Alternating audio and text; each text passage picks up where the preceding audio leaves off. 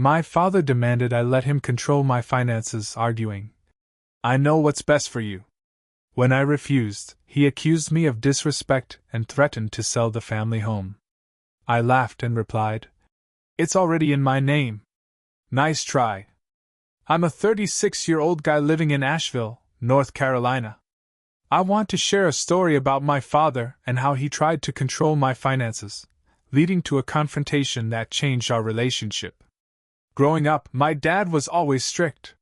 He believed that respect meant obedience, and any disagreement was seen as disrespect.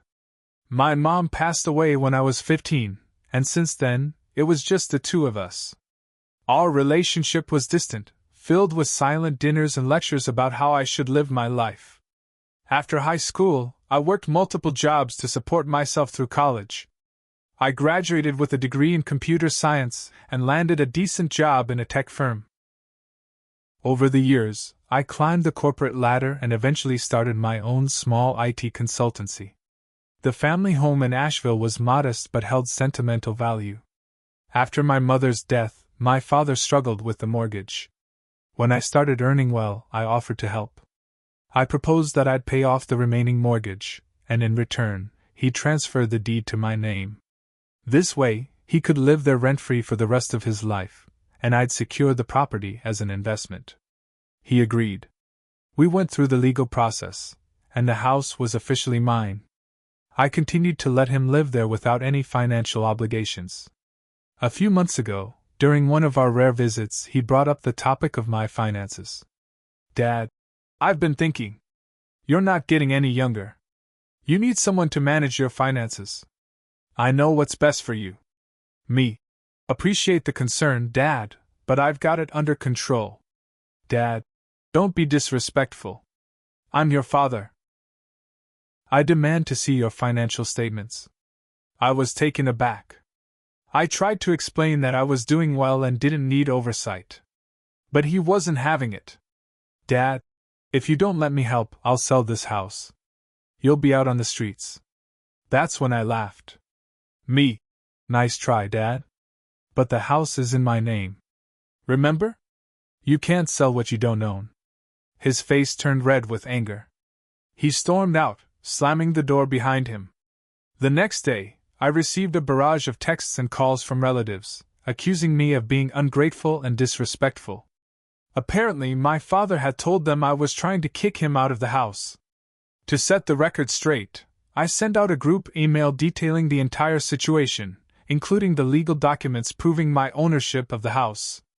I emphasized that my father was still welcome to live there, but I wouldn't tolerate manipulation.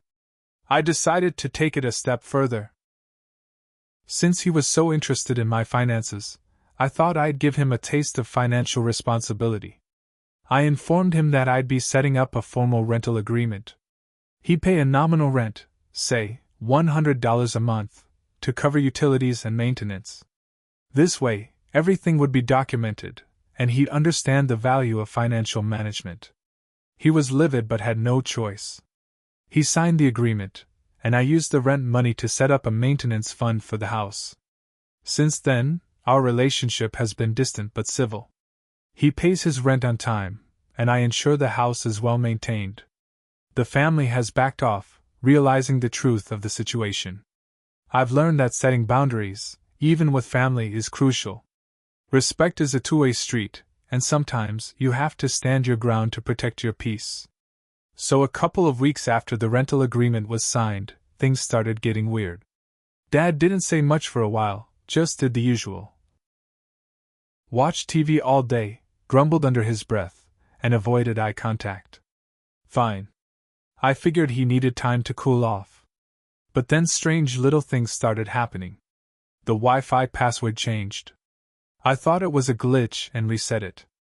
The next day, it was changed again. I asked him if he'd messed with the router. He shrugged and said, "Maybe it's just your poor tech skills." That pissed me off. I ignored it. A few days later, the power in the upstairs part of the house, where my home office is, suddenly went out. I checked the circuit box, and yep, someone had flipped the breaker. It wasn't even subtle. "Dad," I said, "stop messing with the power. He looked me dead in the eye and said, "Maybe the house is too old. Or maybe you're imagining things." I started locking my office door and installed a mini camera just in case. It caught him poking around when I wasn't home. Just snooping, pulling open drawers, flipping through my papers. That night, I confronted him. "Why the hell are you going through my stuff?" He didn't deny it. "You're hiding things. I need to make sure you're not wasting your life. You don't know what you're doing. I'm 36, not 16. You don't get to do this." He crossed his arms. "Then act like it. You wouldn't have gotten here without my sacrifices." That's when something in me snapped. I told him I wanted him out. Not immediately, but within 6 months. I offered to help him find a small place, pay his first few months' rent, and even cover moving costs. But he exploded. "You ungrateful little piece of," he shouted, standing up so fast his chair fell over. "You stole this house. You used your mother's death to manipulate me." That hit hard. I told him to leave the room. I didn't even yell. I just said, "Get out of my sight." He left, slammed the door so hard it cracked the drywall near the frame. The next morning, I found out he'd gone to a lawyer. He was trying to contest the deed transfer. I didn't even know he could do that, but apparently he was claiming mental duress when he signed it over. Said I'd pressured him. The lawyer sent me a notice. So now I was dealing with a legal mess over a house that was legally mine, while the guy who lived there rent-free for years tried to flip the narrative like I was the villain. I hired a lawyer of my own. The first meeting was exhausting. He warned me that even though I had the documents and proof that the transfer was voluntary, my dad could drag it out. It could cost me time and money, something he was probably counting on. Meanwhile, Dad started getting petty. He left dishes in the sink until they stank. He played the TV at full volume at 3 a.m. Once, he even blocked my car in the driveway with trash cans so I'd be late to a meeting. Just childish stuff, but it kept adding up. The lowest point was when he went to my boss's LinkedIn profile and emailed the company with some nonsense about me being mentally unstable and abusing my father. I only found out because HR called me in, concerned. Luckily, I'd already told them I was dealing with family issues. They were sympathetic, but the fact that he tried to mess with my job? That was war. I stopped offering help. I canceled the moving fund. I told him he had 5 months and 29 days left, and not to expect a single favor. He told more lies to the family. My aunt in Florida called me crying, asking why I'd thrown him out. I forwarded her the email he'd sent to my boss. She never called back. And the real kicker? He found my spare key and gave it to some weird friend of his. I came home one evening to find this greasy guy, probably late 50s, missing a few teeth, sitting in my kitchen eating my cereal. "What the hell are you doing here?" "Oh, your dad said I could stay a while. He said he owned the place." I threw him out. Changed all the locks. Installed an alarm system. My dad lost it when he found out and accused me of locking him in a prison. "You brought a stranger into my house," I said. "You're lucky I didn't call the cops." He didn't speak to me for 2 weeks after that. And honestly, that was peaceful. But the legal stuff? That was just beginning. The lawyer had a trick up his sleeve I didn't expect. My lawyer, her name's Angela, called me in for a sit-down after reviewing all of the documents and the claim my father made. She told me, "Your dad's lawyer submitted a statement saying he was mentally unwell when he transferred the house deed. He's using your mom's death and your emotional pressure as the key argument." I laughed, not because it was funny, but because it was so damn insulting. Angela wasn't laughing. "The problem is, your dad's lawyer submitted medical records showing he was treated for depression and anxiety around that time. It doesn't prove anything, but it muddies the waters." I felt sick. It was like watching someone throw mud at everything I'd worked for just because he didn't like not being in control. The next day, I drove by the house after work. I always parked in the garage, But this time the garage door was halfway open and a moving truck was in the driveway. For a second, I thought maybe, he was leaving early. Nope. I walked in and found him packing up stuff that wasn't his. My gaming console, my coffee maker, even some old tech gear from my office. What the hell is going on? I said. He didn't even look up. You're kicking me out, right? Taking what I deserve. I stood there for a second, processing the arrogance. That's not how this works. You're stealing. He glared at me. Call the cops then. Let's see what they say when they find out what kind of son you really are. I pulled out my phone. Fine. That's when he rushed me. This man, 66 years old, ex-military, still stocky, shoved me hard into the wall. My shoulder hit the corner, hard. I dropped the phone. He didn't hit me again.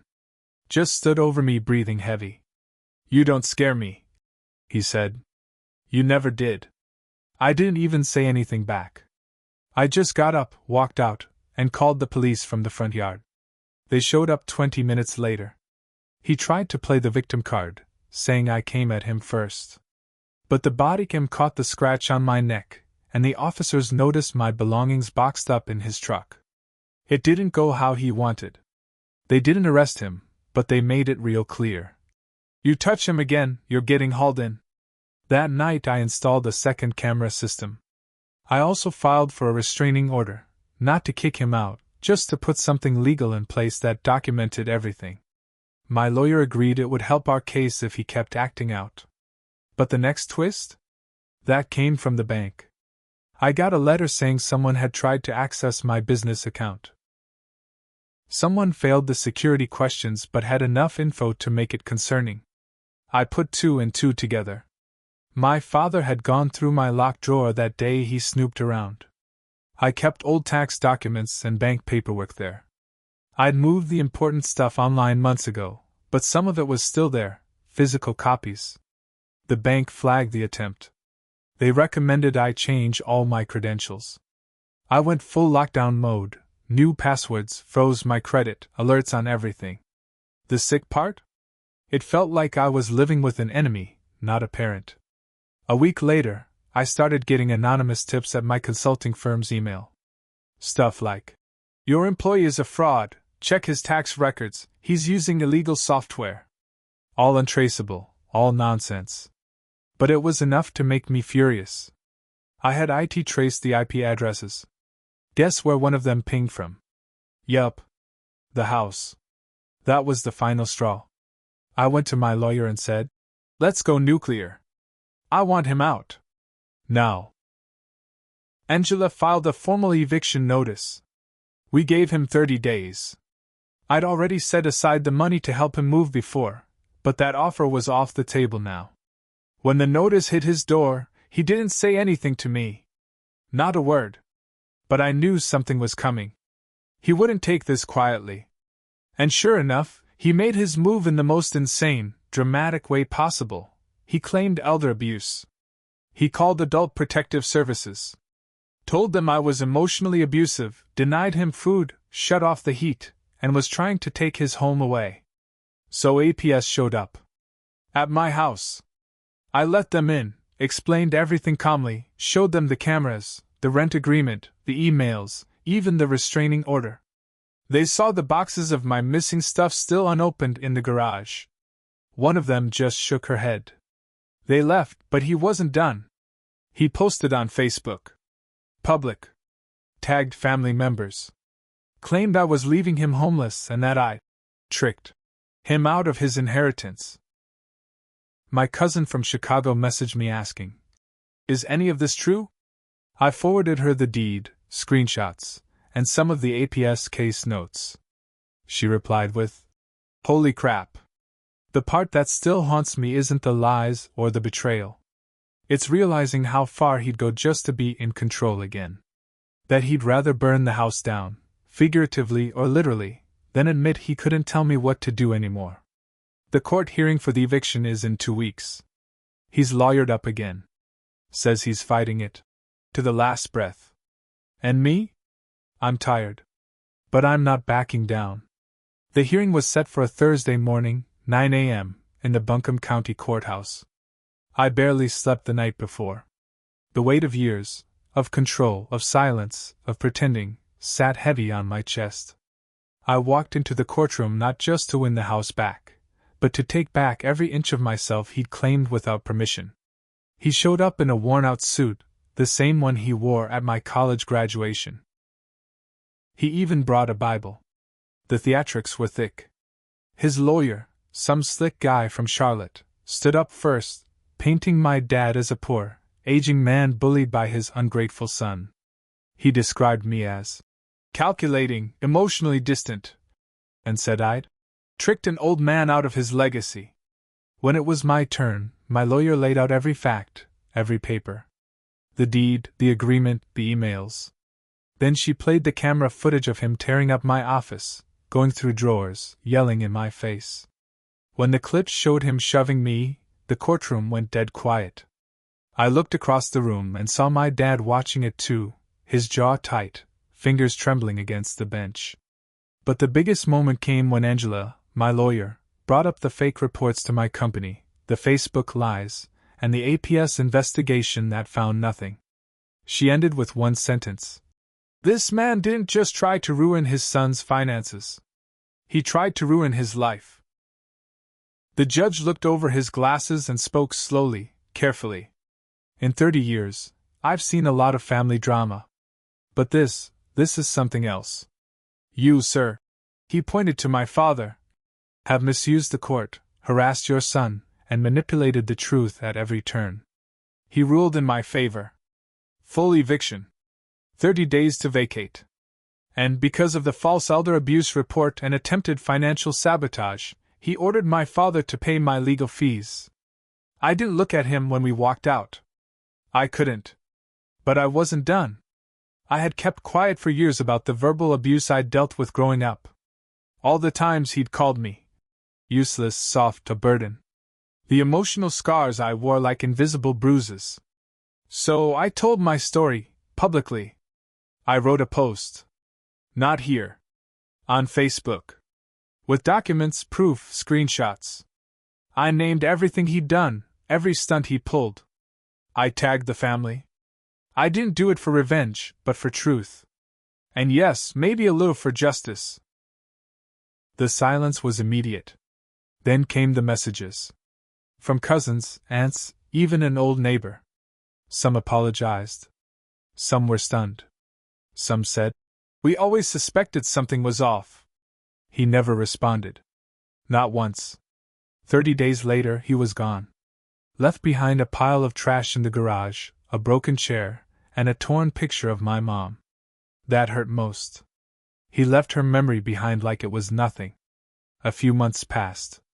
The house was quiet. Peaceful. I kept the place. Renovated the upstairs. Rented the bottom half to a young couple starting out. One day I got a letter in the mail. No return address. Inside was a photo of me and him, from when I was 5, on the front porch. On the back, in his handwriting, were 2 words. You won. No name. No apology. But I didn't need one. He was right. I did win. Not just the house. I won myself back.